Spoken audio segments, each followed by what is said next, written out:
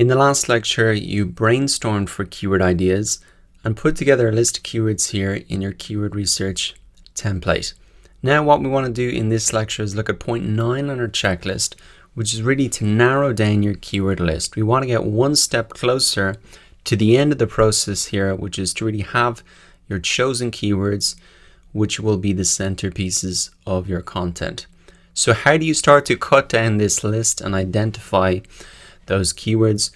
Well, what we can really do is really assess the keywords on two criteria. One is the search volume. So how many searches per month in Google do the keywords get? That'll help us identify which of these topics are the most popular and also which of these keywords are the most popular, because we want to create content where there's interest. The thing what we don't want to happen is spend a lot of time writing something, figuring out that actually only 10 people a month search for that. We'd be much better off investing the same amount of time and energy into a keyword that maybe gets 1,000 searches per month. Search volume then is the first thing that we're going to look at, and we're also going to assess really the commercial intent, the business value of certain keywords, and we can do that using cost per click data as a guide. I'm really going to explain how we're going to do that with a real example. So we can use two different tools to find out this information: the Google Keyword Planner here and the Google Everywhere Chrome extension. Let me get started with the Google Keyword Planner. Essentially, the process is going to be the exact same. We just take our list of keywords, pop it in here, and we're going to get our search volume and cost per click data. Now, the Google Keyword Planner tool is actually a tool that is part of Google AdWords. Google AdWords is the platform, the advertising platform of Google. So people use this tool, advertisers really use this tool to identify the search volume and cost per click data of keywords. But for us, we can use the same information to help inform our SEO decisions. Now, once you arrive into the Google Keyword Planner tool, you'll be faced with this particular screen here. Now, one thing to note is when you do sign up to Google AdWords, you can do it with a Gmail account. It's absolutely free to do. You may see that you are being asked to set up a campaign. You don't need to do that. You can actually skip through that process. There's like a button at the top or the button to do that. And then you want to be really coming into Tools and Keyword Planner. If you have any trouble with that at all, don't worry so much, because we can do essentially the same thing in this Keyword Everywhere extension tool. So that's an alternative. One thing that I did want to say is you can use the Keyword Planner tool actually as a brainstorming tool as well. So we're going to get the search volume here in this drop down, but we can use it for brainstorming as well. Essentially the exact same way. You can just type in the keyword and click Get Ideas here. And you'll get a whole list of similar suggestions that we saw before. The reason that I didn't want to start your keyword brainstorming here is that you can see a lot of the terms are very closely related. And so it's more natural to maybe start in something like Wikipedia, where you can really get broad, see the broad connected categories, because a lot of people, everybody's essentially doing their brainstorming here, looking at the same keywords. So you have an advantage if you start outside of this tool. With that said, let us come down to the search volume here. All we're going to do is really copy our list of keywords that we've already got done, paste those in. We can also take our list of topics as well. I'm just going to paste these in because I want to get a sense of the topics that I have. Which is the most popular? Where should I maybe focus my attention? I'm just going to edit this slightly because this will show you the search volume for the exact term. So nobody's going to be searching for search engine optimization in brackets SEO. So I just want to split that out. And also the same thing with SEM. So once I've got my list of keywords there, now I've got a couple of targeting options here. The main one is probably the location. If you're a business that only serves, say, a particular country, you can set that up. For example, if I only had a products shipped to the United States and I only want to look for the search volume there, I can just add that in and click save. You can see that that's now going to only show me the search volume data for this particular country. Now, as I have a more of a global business, customers can come from everywhere. I'm just going to leave that off. So remove that and then click save. Now I'm going to get the search volume. What I can see here now is a list of the keywords, the average monthly searches, and also the suggested bid, which is essentially that cost per click data.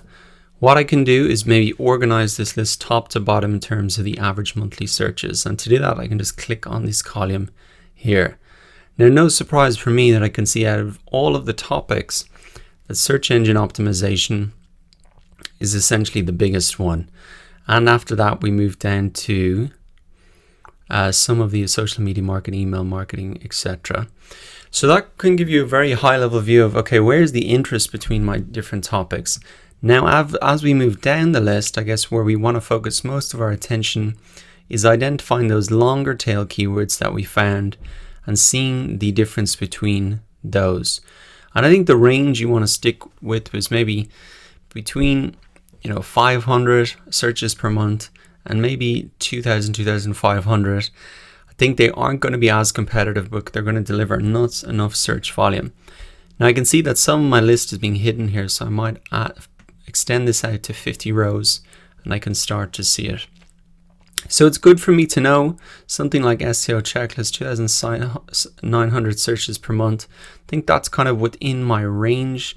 Even moving a little bit further down, campaign marketing, SEO audit checklist, kind of similar, 480 searches a month. So these are keywords that I'm starting to like.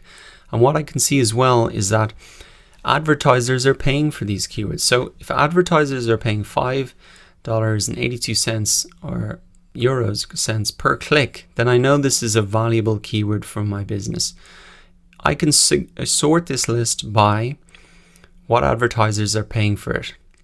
And I can see that some of the most valuable terms, no surprise, something like SEO agency, because people have their wallets out there ready to buy when they're typing in a term like that into Google. Remember the buyer funnel that we looked at?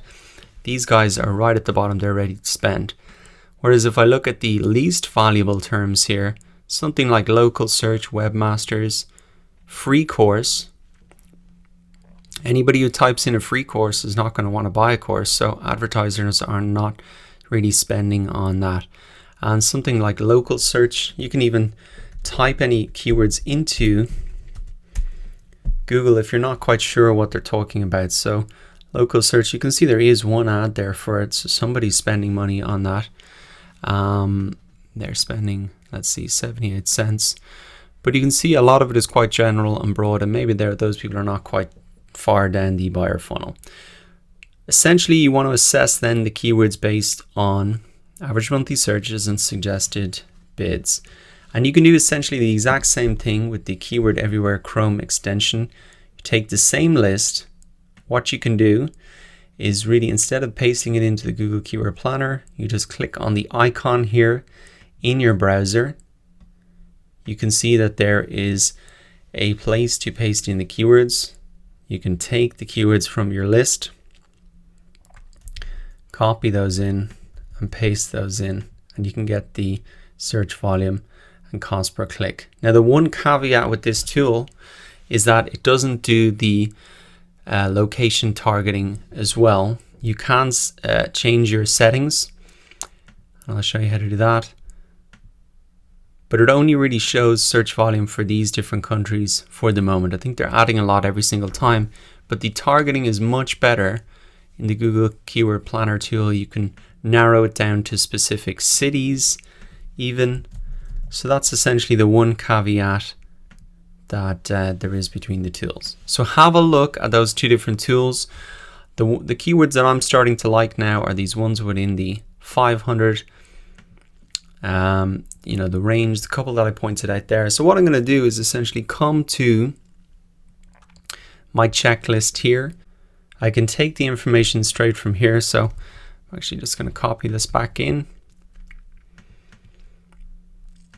And essentially I want to add this information in here. So let me take this, copy this, paste those in there, get the search volume. I can copy all of these here, 41 rows.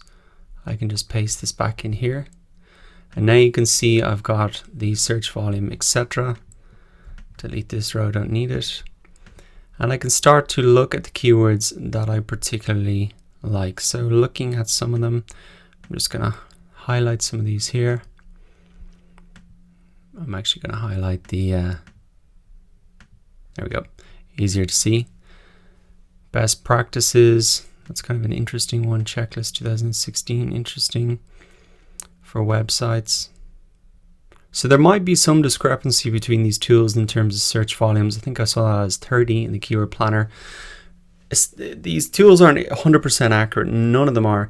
You can really use them as a guideline. SEO audit checklist is another one I like. So now I'm starting to narrow down my list based on the search volume.